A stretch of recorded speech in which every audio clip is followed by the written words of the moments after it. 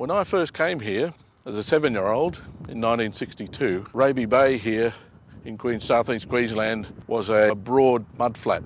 It was then teeming with wildlife, and since that time it's been obviously changed substantially. But interestingly, as far as marine life goes, an elderly Chinese gentleman living on the canal here who must think he's actually died and gone to heaven, because what he does every night, goes out about 3 a.m, tosses a line in, and every morning the family has a fresh feed of seafood right from his back jetty. While rural Australia is prevented from doing anything anywhere near a beach or anywhere near a river, it's perfectly all right in urban Australia, and especially for those with the cash. It's not necessarily an adverse impact here though, because the artificial landscape here is teeming with aquatic life.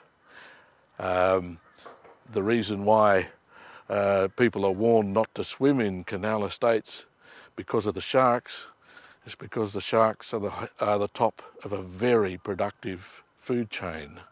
The rocks here, the sheltered waters, food scraps that can be dropped over the side have produced an extremely productive ecosystem. But even that is such a contrast, because any farmer or person in rural Australia who wanted to do something that could have a proven beneficial effect on the environment wouldn't have a chance of doing it. They simply couldn't get approval. And here we are at South Bank in the heart of Brisbane City, and we can see exactly what the urban community and its government likes to do with its riparian zones. We've got our token native vegetation on the side here.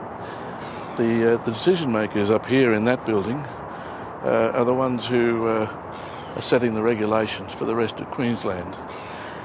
They're the ones that, on a river this size anywhere else in Queensland, would say that there should be a 200-metre buffer between the river and any other activity. The Premier has plans in the immediate future to build high-rise buildings above that motorway, with the foundations coming out into the river itself.